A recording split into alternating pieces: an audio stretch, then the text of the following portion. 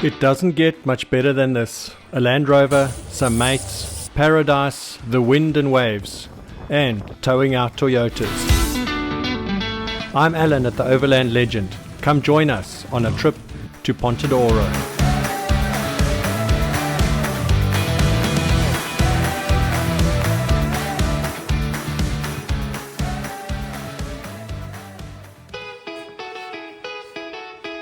With the vehicle packed full of our kiting stuff, we hit the road early in the morning.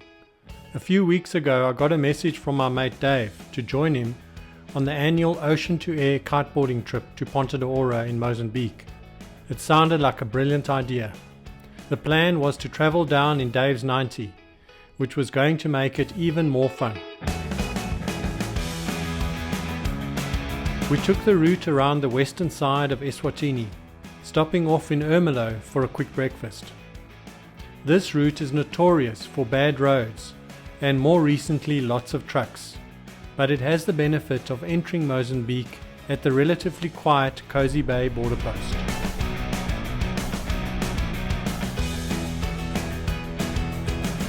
There were tons of trucks on the road due to the underutilized rail network, but it was good to see a few trains operating too. There's huge demand for commodities mined in South Africa, but getting it exported is a problem with the ineffective rail network. It was also good to see some major road construction, so hopefully we will have a quicker and safer road to travel on in future. As we hit the rural areas, the livestock on the roads increased.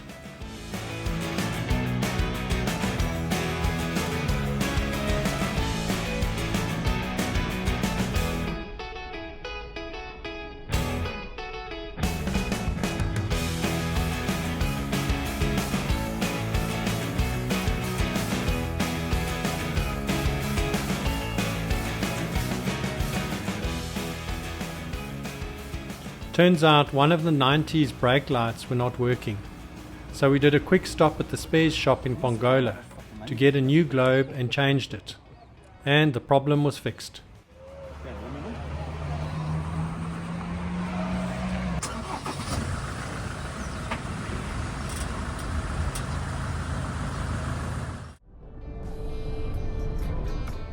After dropping down from the escarpment, you feel the warmer weather, and the miles and miles of sugarcane farms also gives it away.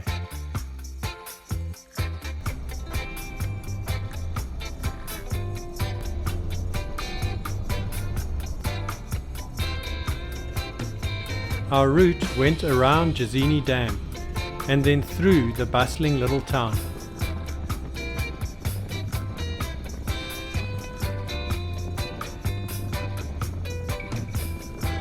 From here on, it's even slower, with all the little villages, wandering animals, and the never-ending speed humps.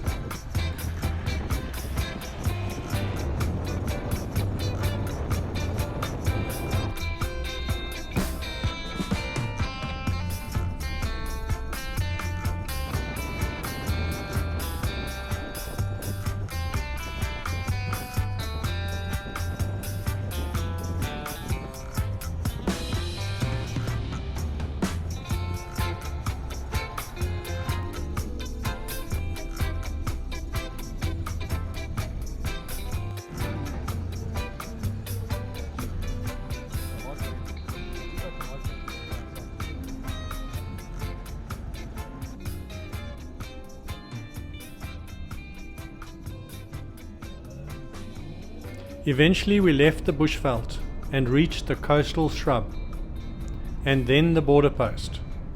It was quiet with friendly officials and very quick to get through.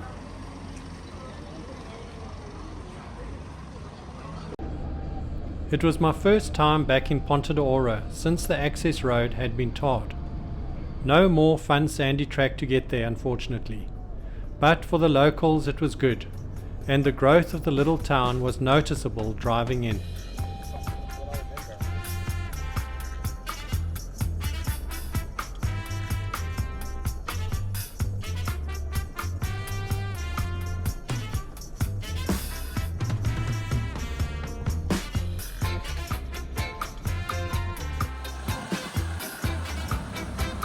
Arriving in the late afternoon meant that we had missed the wind for the day. But we didn't miss the prawn rissoles and the peri peri chicken, prepared by local chef Rita.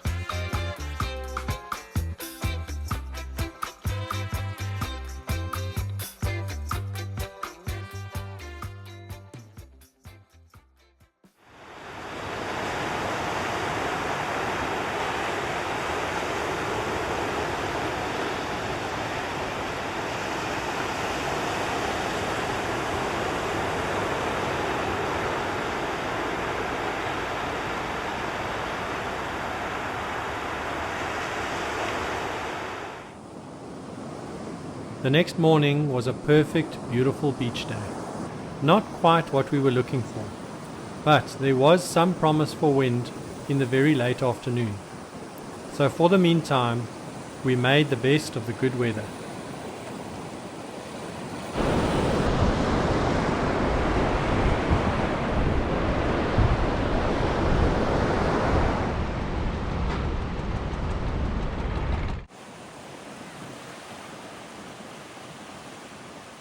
The divers were out, and the local fishermen were out on the exposed rocks at low tide, hoping for a good catch.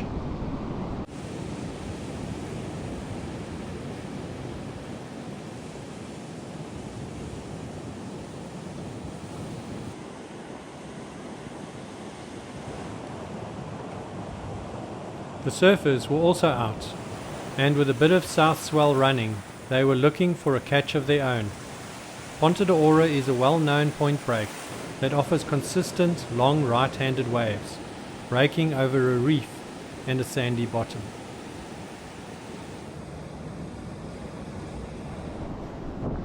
With the tide as low as it was a great opportunity to take a walk and check out the whole point area.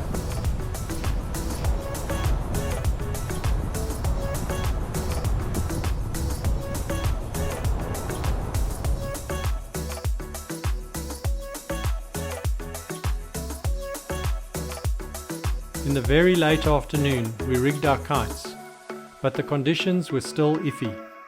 Some guys did a downwinder to Ponta Molongan, but it was getting late, and so we decided to skip that.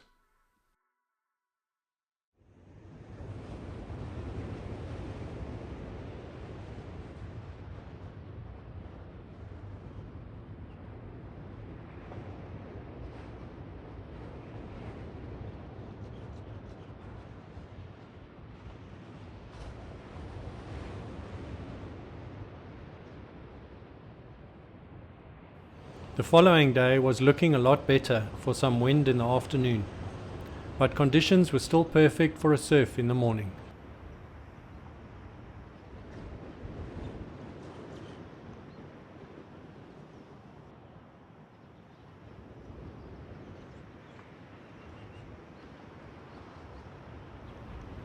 We went for a late breakfast at the Mango Cafe, and we could see the wind building. It wasn't long before the WhatsApp message from Rob came through. So boys, the wind is on. I know if you guys are in the corner, you're not going to be feeling the wind. But if you have a look out here, can you see the white caps? Check the white caps on the sea. Full white caps, bro. This one's kiteable, and there's a little wave. I think we're going to jump in at Carlos's house and try and get some of these little waves that are running over here. Alrighty. Anyone wants to join us? Pull in. And that was all we needed. We bundled into the 90 and headed up the beach to launch from the northern end of Ponta.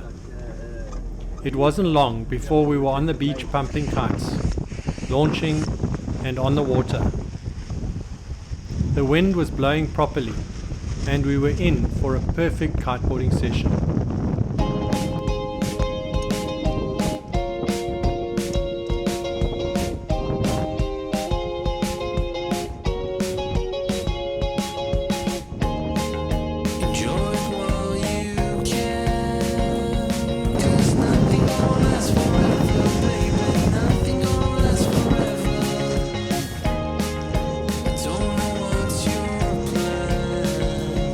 But nothing gonna last forever, baby.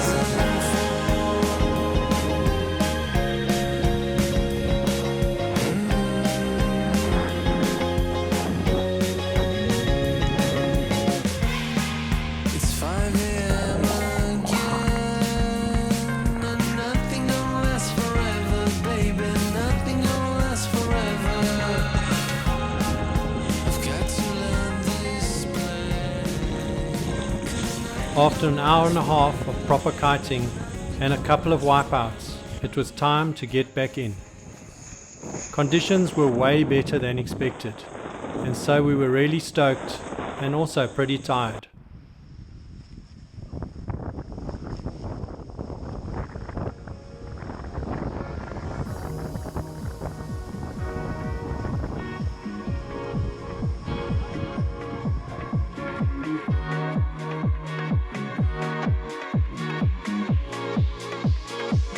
Straight. No, left. No, left. The plan that evening was to have prawns at Rita's restaurant and bar. After a great day on the water, everyone was in high spirits.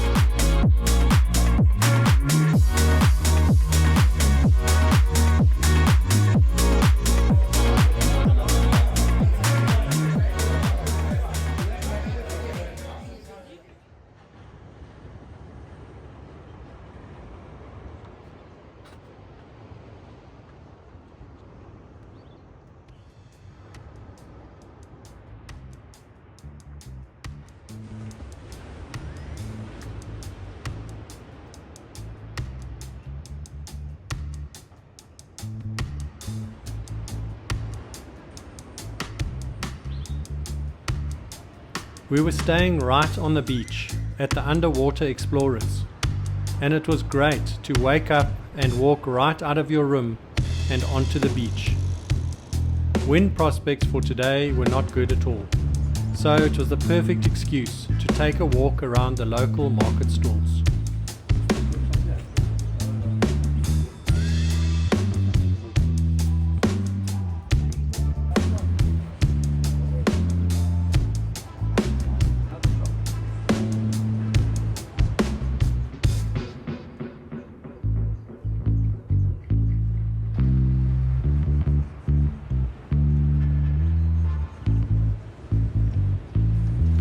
I got a quick glimpse of this cool 109, but then it disappeared.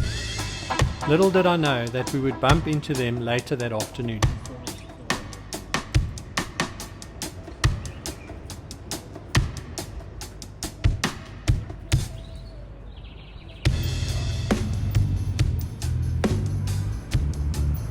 After the market, the plan was to do the grand tour, according to fellow kiter Damien and Goggles.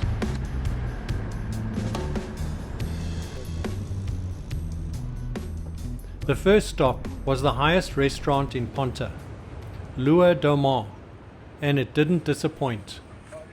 Hey, how are you? Fine, and you? Good. Welcome. Thank you. With a beautiful panoramic view and some top-notch gourmet burgers for lunch, it was definitely a good idea.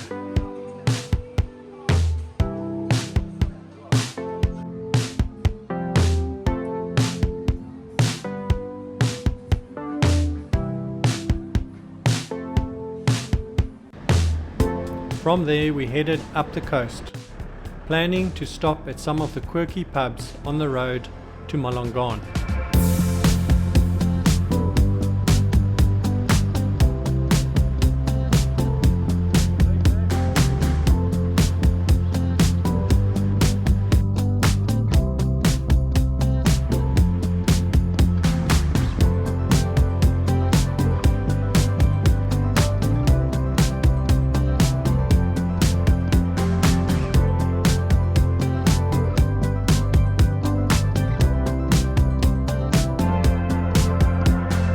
The first stop was a bar with a free slip and slide that was just too irresistible to ignore for some of our party.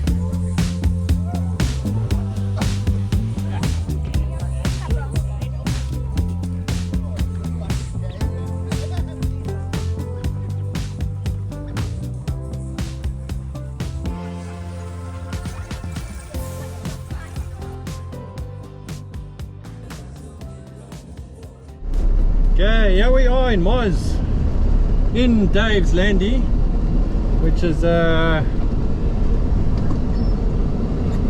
nice little Puma, and been spending a couple days here on our trip, And I actually just thought about it the other day. It's been like, I think like 25 years ago, I think we went on our first windsurfing trip in, it would have been in Brown Bolt, eh? Do you know that? It was in Brown Bolt. And of course Brown Bolt's, obviously Dave is now the owner of Brown Bolt, so that's a cool story. But yeah, yes, we've been lucky. We had a bit of wind, and now we're just cruising along the road, up the beach, up the track. We had one stop at the slip and slide place. We're doing a pub crawl, buddy. Pub crawl. Nope. Is it a pub crawl? Yeah. Okay, so it's a pub crawl. We've only had 2 pubs that we stopped at, but there's no wind today, so we're just driving around. But it's lekker just driving on these sandy roads, checking out Moz, and having a lekker time. Always lekker having some R&Rs, and it's just lekker to be out driving in these vehicles which they're made for, and we just don't really get to drive them, so any chance we get is lekker. So if you want to check out that, you must, I'll put up a link for that video, the one about Brown Bolt, about that first one we came. And then Dave's also got a secret about a vehicle that he's got, which I'm not going to say anything about. It's a big secret, it's been under wraps, nobody knows about it. I've seen some spy videos of it, and one day it will be known. But I'll also going to show that spy video that I got hold of. I secretly got it, Dave sent it to me, and I'm going to show that because it's such a cool little vehicle. And here we are at Jack's. Yeah, go in here. We're going to go and hit a few golf balls over here, so let's see how that goes.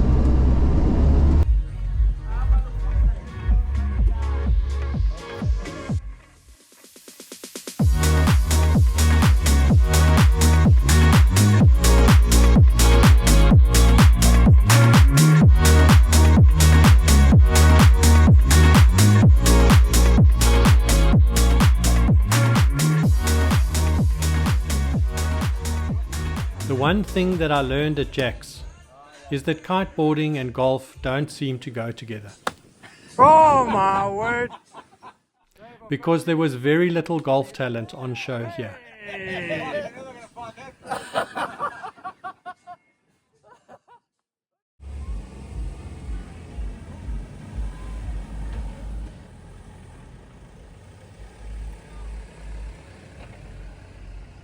After losing all the golf balls in all directions, we headed further down the road and stopped at the upside down Downers Bar,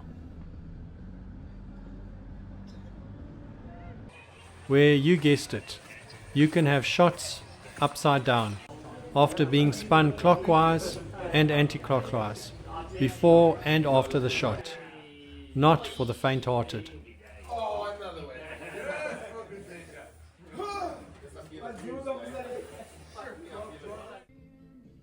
The final destination was back in Ponta at Sally Can't Surf, where we would be watching the rugby, SA vs Australia. But before we got there, we had to stop at Skara drive-through bar. How much? You pay Mandela or Zamora? Mandela or Zamora? Zamora. 200. I'll say. Shot, eh? Obrigado. Good.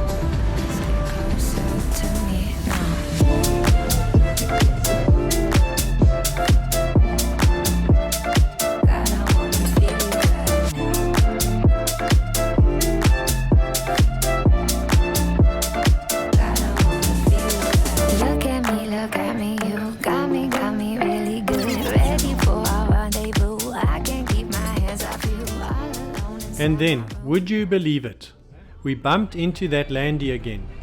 But this time we had a chance to have a quick chat. Yeah, lovely car. Your car is beautiful. we both got serious vehicles. The grandfather of this one. Yeah, that's it. Yeah, lovely, eh? So which one? It was so cool bumping into this seriously enthusiastic owner. You just can't beat that landy camaraderie. This is a Puma. Yeah, Puma, yeah. Nice. Nice. Enjoy it, eh? Landy, feeling landy. Yeah, that's it, eh? Cheers. Cheers, guys. Bye.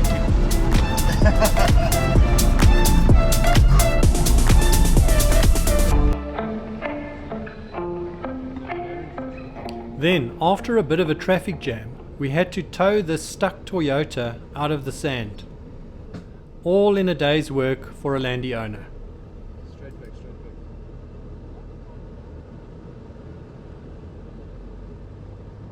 Okay. Stop, stop, stop, stop.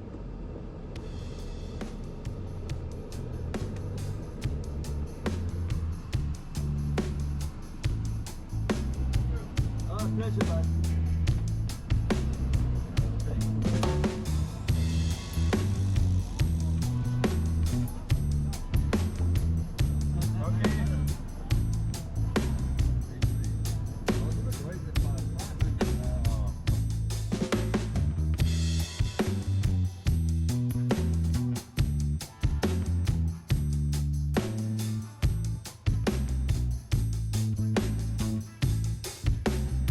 The sun was setting, and we just made it in time for the kick-off. After being hammered by the Aussies in the last game, we had to win this one, and there was great relief when we did.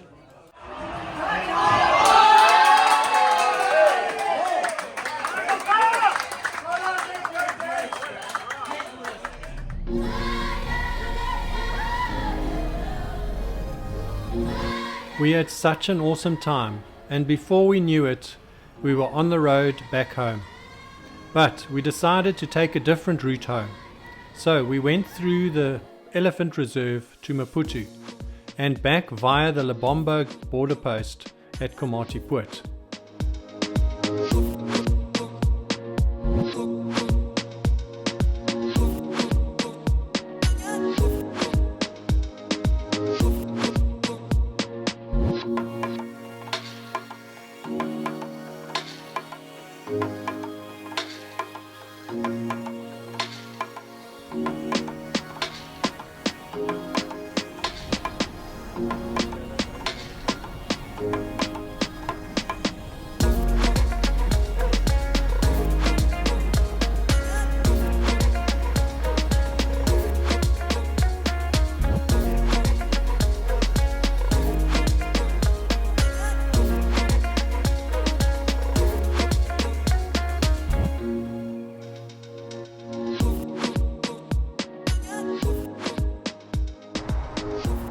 It was an easy drive on a quiet Sunday morning, with plenty of fuel stations en route.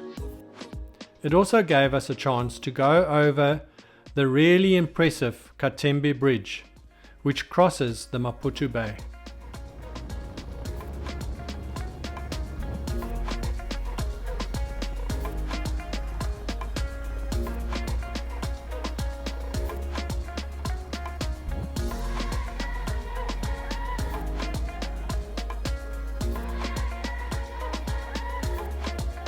We crossed the border easily and headed for home.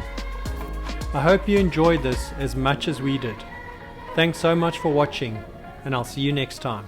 Bye.